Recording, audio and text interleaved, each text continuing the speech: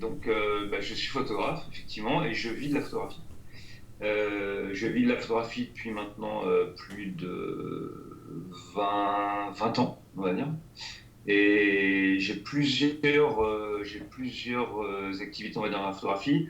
Il y a d'une part tous les portraits que je fais en commande, ou pour la presse, il y en a bien moins qu'avant, et pour la pub, les agences, les marques en direct, etc.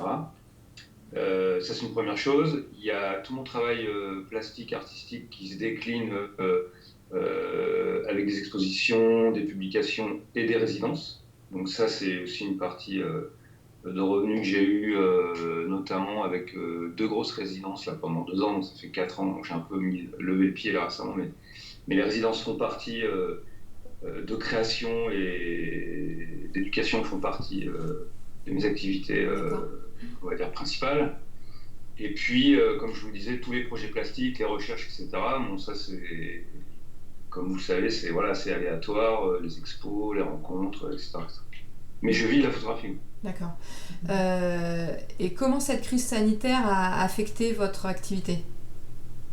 Alors, elle l'a affecté comme beaucoup, hein, c'est-à-dire, c'est un vrai mur, c'est-à-dire que d'un seul coup, tout s'est arrêté. Pour vous dire, j'étais en train de mettre des options pour un travail de portrait pour un groupe pharmaceutique. Alors, l'ironie du sort, c'est ça.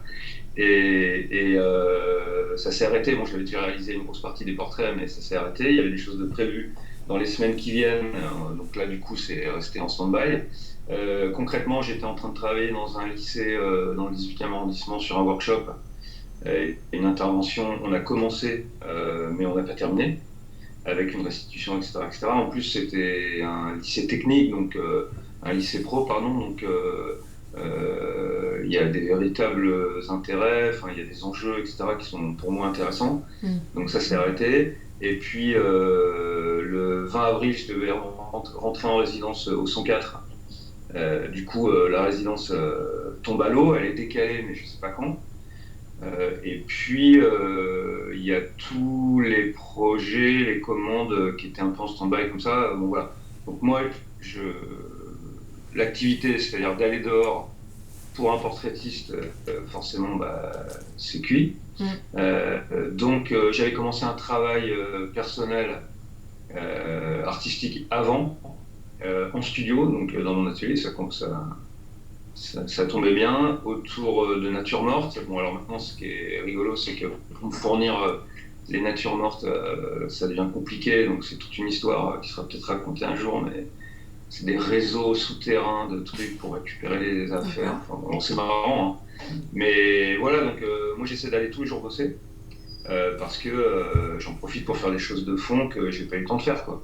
Par exemple, sur le serveur d'Ansuka, chez qui je diffuse mes images, bon, j'en profite pour mettre des images tous les jours. Mm. Envoyer des dossiers dans des centres d'art, contacter des gens, parce qu'en fait, comme tout le monde s'emmerde, il faut bien à un moment donné que voilà, il faut avancer, quoi.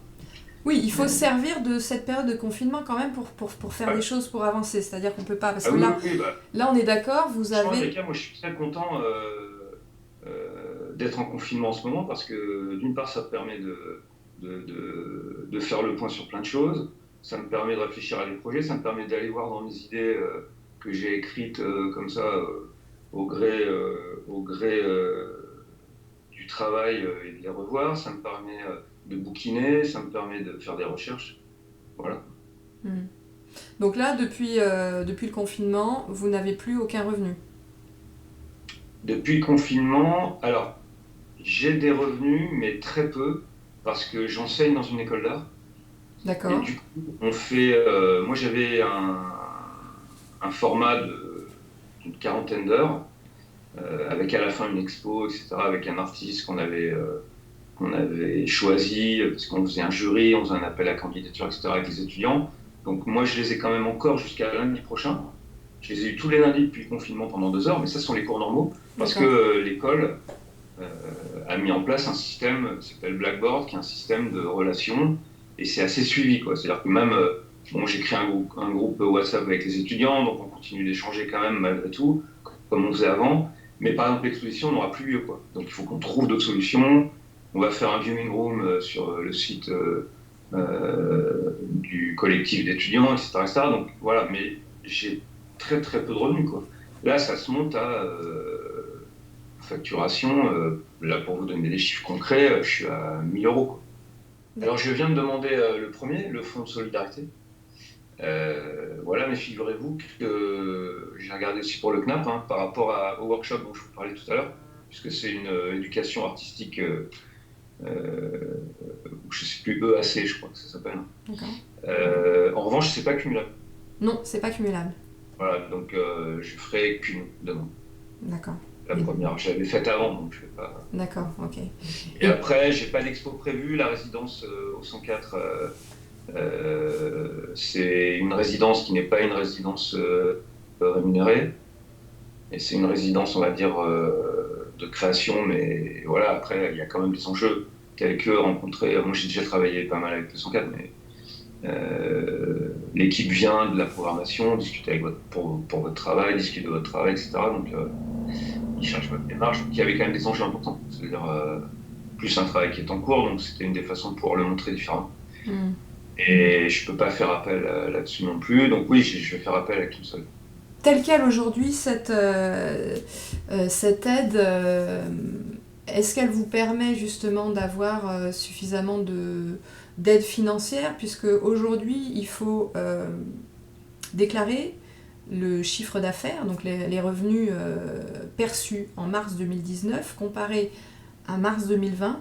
Est-ce que pour vous c'est suffisant, ou justement vous rentrez aussi dans ces critères demandés par les organisations syndicales et professionnelles, demandant justement à ce que les revenus soient lissés sur l'année, faire une moyenne et comparer à la perte justement des revenus de ce mois de mars et très certainement aussi les mois à venir.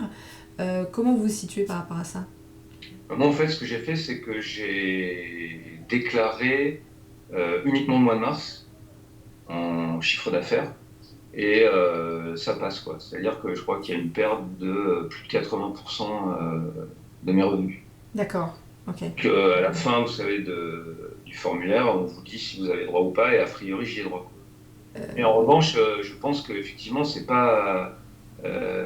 malgré le fait que c'est quand même une aide, j'imagine, c'est quand même un pas en avant de la part du gouvernement, c'est quand même... voilà, c'est beaucoup d'argent pour soutenir la création, mais je pense que il faut aller voir un peu plus dans le détail, quoi, c'est sûr. Est-ce que vous Mais je sais que j'ai fait une bonne année l'année dernière. Donc oui, c'était une de mes meilleures années des 5 dernières.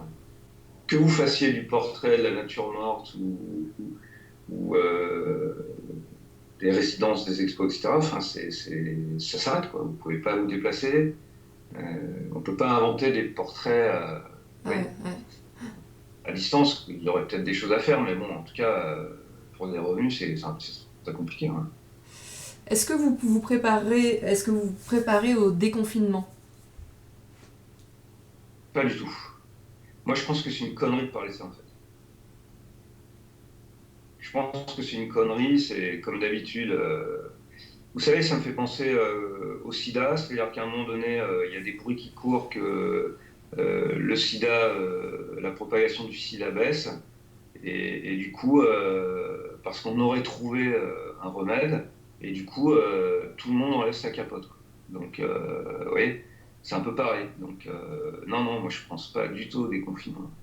Non, j'ai une certaine appréhension en disant, voilà, comment ça va se passer, quoi, le retour à la vie d'avant, comment ça va se passer. Je pense qu'on ne peut pas plus déconfiner, c'est immonde ce mot, quoi, déconfiner, quoi. Déconfiture. Mais non, c'est compliqué, ouais. Mais j'y pense pas. Moi, je pense que c'est une connerie d'en parler. C'est vrai que ça donne une lueur d'espoir. Moi, je prends ça comme quelque chose d'inédit, et je me dis, voilà, c'est l'occasion de faire des choses que je faisais pas avant. J'ai de la chance autour de moi, il y a pour le moment personne, je touche du bois derrière moi, il n'y a personne qui est touché. Voilà, quoi, non, il faut préparer. Moi, je pense plutôt au déconfinement professionnel, quoi. Le déconfinement social, c'est pas un problème, je pense, parce que c'est pas dur de retourner boire des verres en terrasse, de retourner voir des pièces de théâtre, de retourner au cinéma. Oui, en fait, c'était vraiment ma question, en fait, le déconfinement par rapport à l'après au niveau Oui, professionnel. c'était plutôt. Ouais. Vraiment, oui, oui. Bah, Ouais. moi, je le prépare en fait. J'essaye de le préparer. C'est-à-dire autant sur mes commandes, c'est-à-dire que je garde le lien avec les clients. Je communique beaucoup plus sur mon Insta, par exemple. J'ai vraiment une politique euh, un peu plus présente, quoi. J'essaie d'avoir une direction artistique un peu plus forte. Je montre des images que j'ai rarement montrées. Je raconte plus d'histoires, ouais, autour des photos. J'essaie voilà, d'animer un peu plus les choses. Après, je fais des recherches sur des lieux d'exposition.